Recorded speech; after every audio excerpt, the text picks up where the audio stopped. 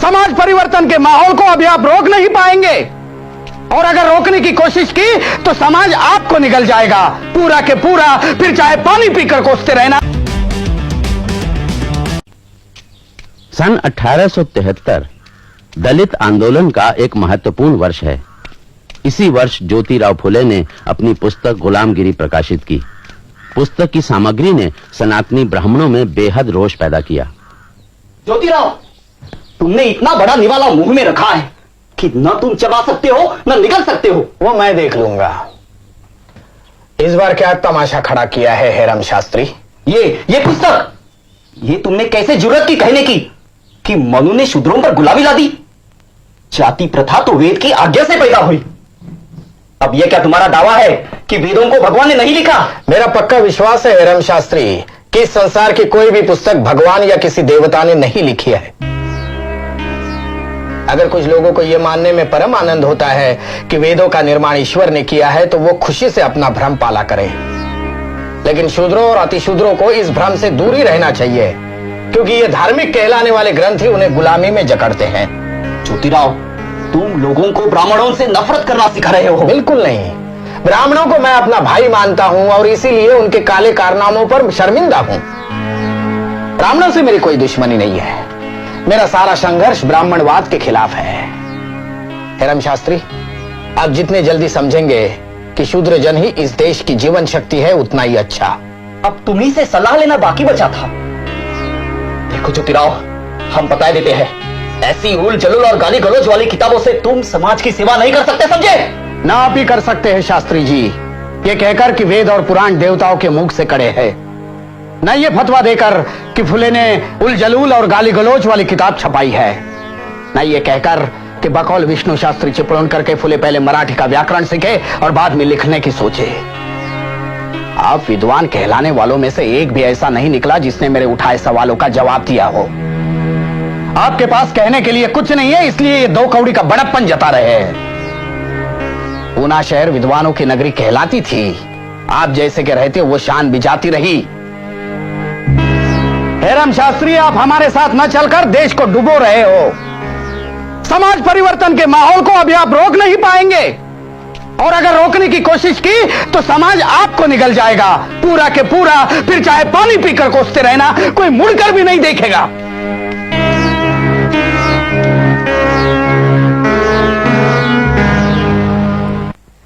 गुलामगिरी पुस्तक की सफलता से उत्साहित होकर ज्योतिबा फुले ने सन 1873 में सत्यशोधक समाज की नींव डाली। मित्रों, आप सब लोग जानते ही है कि राजा राम मोहन रॉय के ब्राह्मण समाज और अपने यहाँ के प्रार्थना समाज, इन दोनों संस्थाओं को बहुत विद्वान लोगों ने जन्म दिया है। उनका ध्यान ऊंची जाति के सुधार पर लगा हुआ है। वहां 101 बातूनी सुधारवादी जमा हो गए हैं। वर्ण व्यवस्था का असली रूप समझने में, उसे खत्म करने में उनकी कोई दिलचस्पी नहीं है। हालांकि कुछ ऐसे भी लोग हैं जो उन्हें आसमान पर चढ़ा हुआ मानते हैं। तू मेरी तारीफ कर, मैं तेरी वाला मामला दिखाई पड़ता है, जैसे कि परस्पर प्रशंसा क्लब हो। तात्या साहब, जरा मुद्दा स्पष्ट करें। हाँ, जरूर जरूर। आप श्रीयुत महादेव गोविंद रानड़े को जानते होंगे, एक प्रसिद्ध सुधारवादी है। मेरी उनसे एक बार बातचीत हुई। राव साहब, मैं आपके दूसरे विवाह के सिलसिले में अभिनंदन करने आने वाला था, लेकिन मन नहीं हुआ। अब महाराष्ट्र के सुधारवादियों के नेता है। अगर उद्दंडता माने तो क्षमा करें, लेकिन मेरी समझ में यह बात नहीं आई कि जब आपकी उम्र का पुरुष 11 साल के कन्या के साथ विवाह करता है तो सुधार का काम आगे कैसे बढ़ता है? लोग आपका सम्मान करते हैं, आपको मानते हैं, इसलिए किसी ने कुछ कहने का साहस नहीं किया। मैं ठहरा कुनबी किसान, मैं किसी से नहीं डरता, इसलिए कह रहा हूं।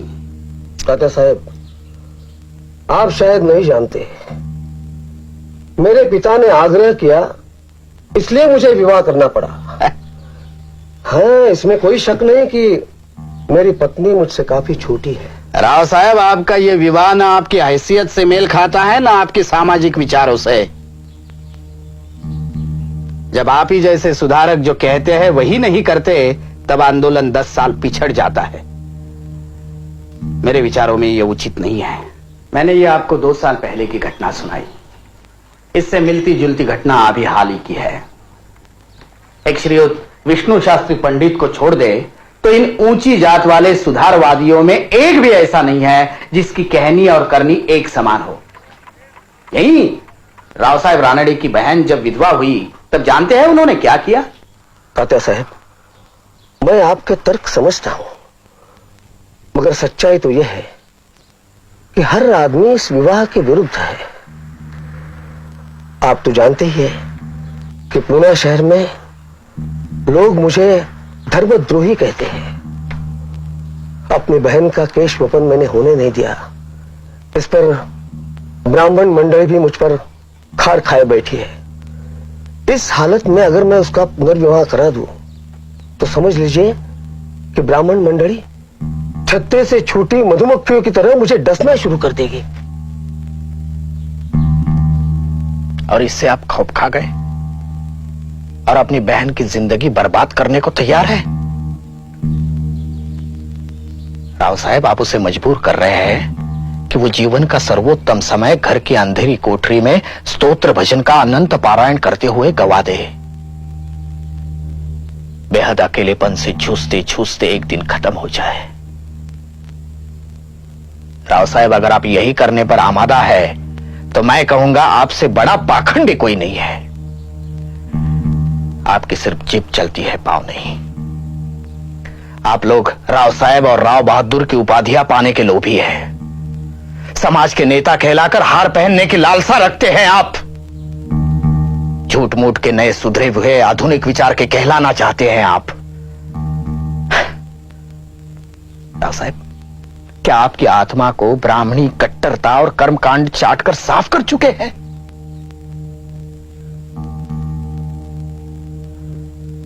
अरे आपसे तो हम कुंभी किसान भले हैं, हमारी कोई औकात नहीं, कोई सामाजिक प्रतिष्ठा नहीं, लेकिन हम लोग जो कहते हैं वही आचरण में उतारते हैं। मुझे बहुत दुख है, बहुत निराशा। मुझे आपसे यह उम्मीद नहीं थी कि आप इस सड़ी गली सामाजिक मान्यताओं के सामने घुटने टेक देंगे। मेरे कहने का मतलब यह है कि ऊंची जात वालों का सुधार आंदोलन में शामिल होना किसी क्लब की गप्पा गोष्ठी में शामिल होने के बराबर है। लोग उनके तारीफ के पुल बांधेंगे, उन पर किताबें लिखेंगे, लेकिन समाज एक कदम भी आगे नहीं बढ़ेगा। समाज को आगे ले जाने का काम शूद्रों और अतिशूद्रों को ही करना पड़ेगा, और इसी लक्ष्य से सत्य शोधक समाज की स्थापना की जा रही है।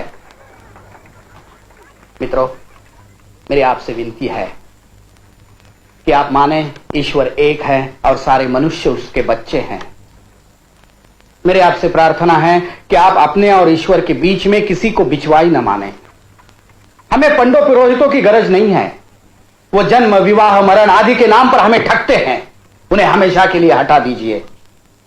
एक दिन ऐसा आएगा जब इतिहासकार कहेंगे कि सत्य शोधक समाज भारत की पहली संस्था थी जिन्होंने सही अर्थों में सुधार किए।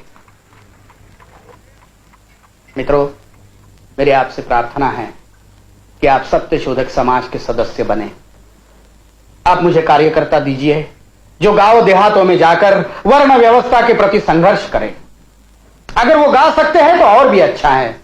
वो डब पर गाना गाए और हमारा संदेश पहुंचाएं।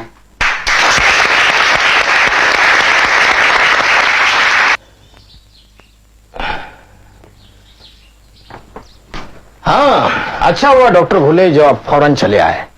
मुझे पता चला है कि विष्णु शास्त्री चिपलूनकर बहुत बीमार है। मैं चाहता हूं कि आप उनकी जांच करें। तात्या साहब, विष्णुपंत सनातनियों के नेता है। आप पर कीचड़ उछाला करते हैं। अपने आप को मराठी भाषा के शिवाजी महाराज कहते हैं। आपकी बदनामी का मौका ढूंढते रहते हैं। उन्हें देखने मैं जाऊं? पूना में बहुत से ब्राह्मण डॉक्टर हैं, आप मुझे इसमें क्यों घसीटते हैं? पूना में डॉक्टर जरूर है डॉक्टर घोले, लेकिन आपकी बराबरी का एक भी नहीं है। दूसरी बात यह भी है कि विष्णु शास्त्री नेक आदमी है। उनकी देशभक्ति की सराहना करनी होगी। वे जीप चलाने वाले सुधारवादियों में से नहीं हैं। उनके विचार और आचार में फर्क नहीं रहा है। ऐसे सनातनियों का विरोध तो करना ही होगा, लेकिन उनसे नफरत नहीं करनी चाहिए। जाति तौर पर गुस्सा भी नहीं होना चाहिए। अब जाकर उन्हें दिखाइए। ठीक है। आइए डॉक्टर साहब, आइए। विष्णु शास्त्री के पेट में आग मची हुई है। वैद्य ने दवा दी मगर कोई असर नहीं हुआ। दर्द में तड़प रहे हैं, चीख चीख पड़ते हैं। आइए।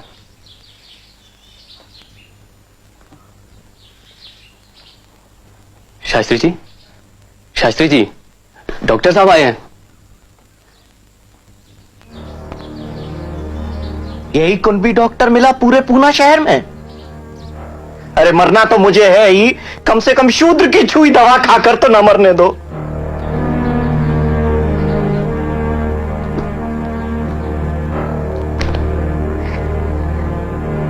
तुम्हारी दी हुई दवा खाने से मैं जहर खाना ज्यादा पसंद करता हूं। तुम लोग ब्राह्मणों और आर्य धर्म से नफरत करते हो ना?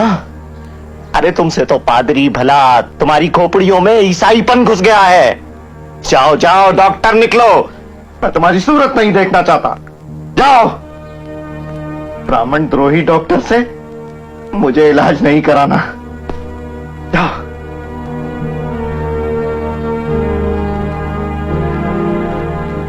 माफ कीजिए डॉक्टर घुले, मुझे पहले ही समझना चाहिए था कि विष्णु शास्त्री आपका अपमान कर सकते हैं। खैर, अब तो वो गुजर गए। सब्सक्राइब करें समता भारत टीवी को, बेल आइकन को प्रेस करें, साथ ही ऑल वाले बटन को क्लिक करें ताकि हमारी नई वीडियो की सूचना आपको सबसे पहले मिले।